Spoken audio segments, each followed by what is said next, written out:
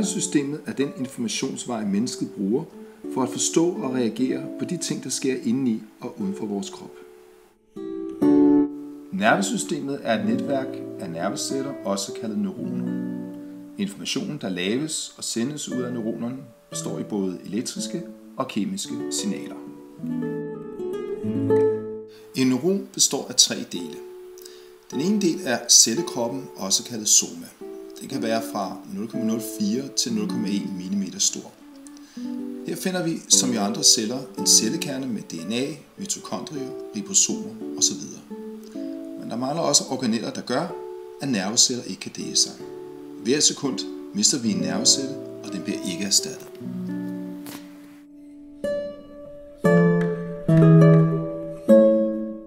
Cellekroppen modtager signaler fra andre nerveceller eller organer og bearbejder det til ny information, der sendes videre.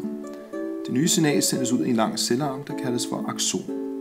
Aksoner kan være meget lange. Det længste går fra hjernen og ud i vores fod. Aksoner er omgivet af en beskyttende fedthinde eller fedtskede og kaldes svanske celler. Der løber et elektrisk signal gennem aksonen til dens ende. På tegningen er det den øverste trekantede form. Aksonen forbinder sig til en anden nervecelle eller organ. På tegningen er det den brune flade for neden. Der er dog ikke direkte kontakt mellem de to, men et mellemrum, som vi kan se på tegningen. Det mellemrum kaldes for synapse. Og her findes kemiske stoffer, kaldet neurotransmittere, der overfører signalet fra aksonen for oven til den anden celle for neden. Modtagerenden af den anden celle kaldes dendrit.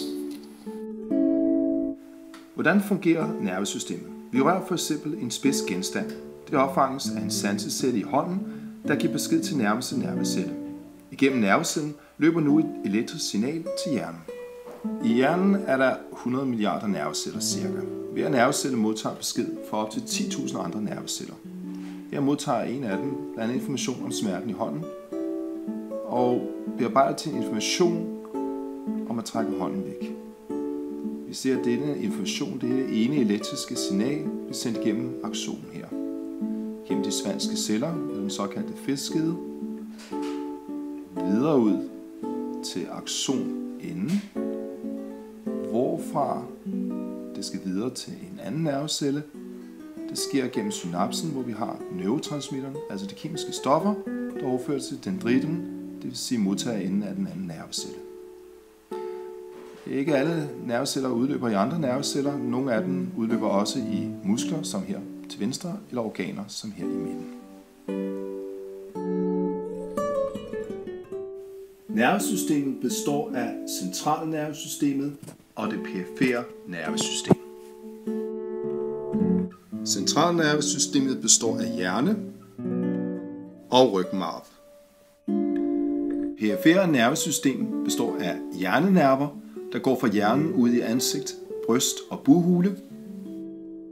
Rygmarvsnerver, der går fra rygmarven og ud i sanseceller i hud, muskler og indre organer.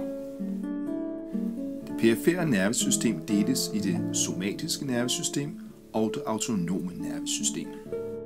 Det somatiske nervesystem styrer musklerne og er derfor viljestyret, men det styrer også reflekser. Det autonome nervesystem styrer organer som hjerte, lunger, blære, tarme osv.